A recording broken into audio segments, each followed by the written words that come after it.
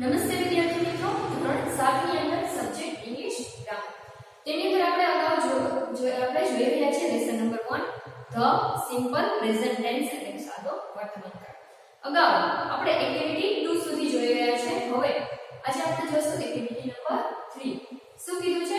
Exercise number 3 કૌંસમાંથી યોગ્ય શબ્દો વડે ખાલી જગ્યા પૂરો. તમને અહીંયા શું આપેલું છે? બ્લેન્ક્સ આપેલું છે અને બ્રેકેટમાં તેનો આન્સર આપેલો છે, પરંતુ સ્યુટેબલ આન્સર એટલે કે જે સાચો આન્સર કયો છે તે તમારે શું કરવાનું છે? ફાઇન્ડ કરી અને લખવાનું છે.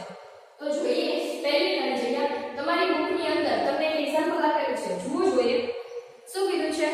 birds blank always and in શું કીધું છે? sometimes fly in the sky. fly અથવા flies in the sky.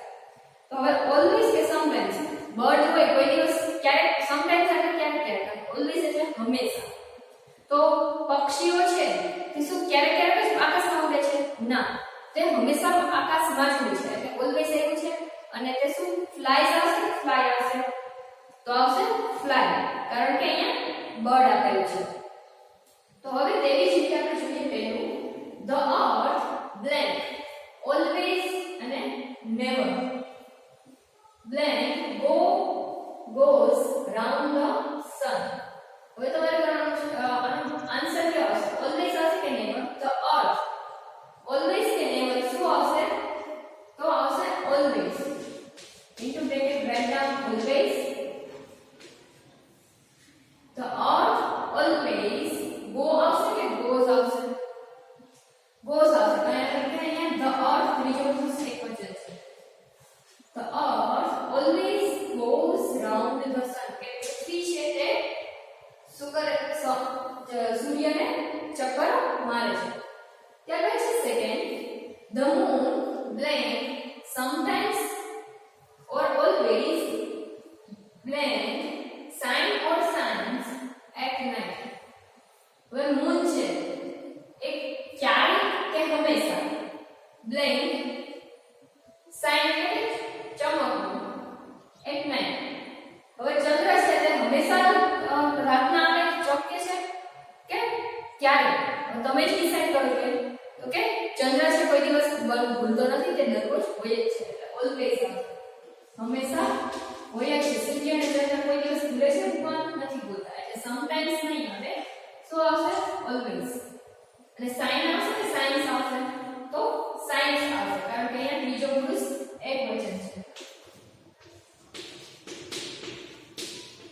ત્યાર પછી third children blank always never blank likes to sit in the house. તો તમે જ તો તમને ઘરમાં બેસવું ગમે છે?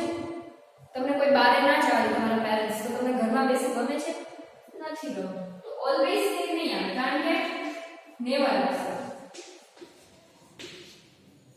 ચિલ્ડ્રન હંમેશા ઘરમાં રહેવાનું ઘરમાં બેસવાનું પસંદ કરે છે? નો, તો ઓલવેઝ ના નેવર આવશે. એન્ડ લાઈક આવશે કે લાઈક્સ આવશે?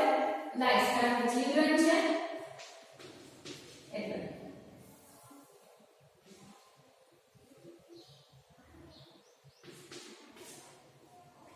children never likes to sit in the house. ત્યાર પછી fourth અહીંયા સોરી લાઈક આવશે.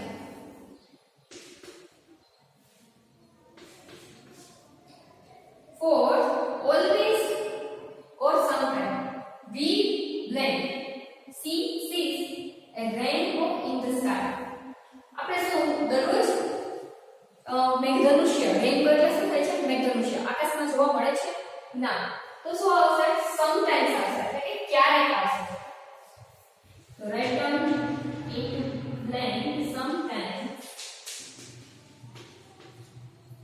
we sees આવશે કે see આવશે? તો we આપેલું છે એટલે શું આવશે?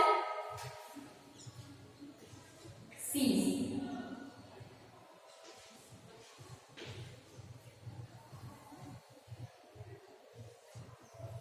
we sees a rainbow in the sky. ત્યારબાદ છે fifth a turtle blank lives but blank always sometimes.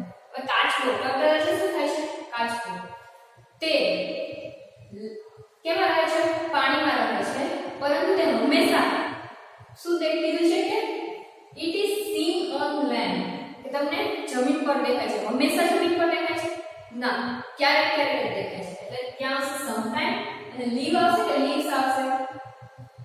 Leaves આવશે, કારણ કે શું અહીંયા આવ્યું છે? એ ટર્ટલ it is આવશે.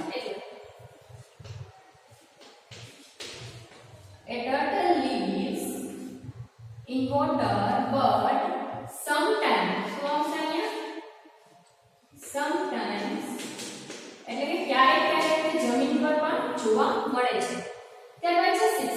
A hen blank never or always blank gives birth to young ones. It blank never always blank lays eggs. એટલે કે મરઘી છે તે બચ્ચાઓને જન્મ આપે છે, અને બીજું અહીંયાથી શું સ્ટાર્ટ થાય છે કે ઈટ તે શું કરે છે? ઈંડા મૂકે છે. તો તમે જ કહો મરઘી ઈંડા મૂકવા બચ્ચાનો જન્મ આપે છે કે તેમને એમને જન્મ આપે છે? તો ખોટું છે. અહીંયા પહેલું સેન્ટેન્સ છે એમાં નેવર છે, કારણ કે મરઘી છે તે ઈંડા મૂકે છે, બચ્ચાને જન્મ આપતી નથી. એટલે અહીંયા એ hen never gives birth to young ones. It always lays એટલે મૂકવું. It always lays eggs. ત્યારબાદ છે 7. The sun blank never always blank rises in the east. એટલે કે સૂર્ય છે તે શું કરે છે? પૂર્વ દિશામાં ઉગે છે. સાચું છે? તો શું આવશે? હા, કારણ કે ઓલવેઝ આવશે, હંમેશા. એક દિવસ આ દિશામાં, એક દિવસ આ દિશામાં, એક દિવસ આ ઉગતો નથી. એટલે શું આવશે? The sun always rises in the east. એટલે કે પૂર્વ દિશામાં ઉગે છે. ત્યારબાદ છે 8. The sun blank never always blank sets in the west. એટલે કે સૂર્ય છે તે કઈ દિશામાં આથમે છે? તો હંમેશા તે એક જ પશ્ચિમ દિશામાં જ આથમે છે. એટલે શું આવશે? Always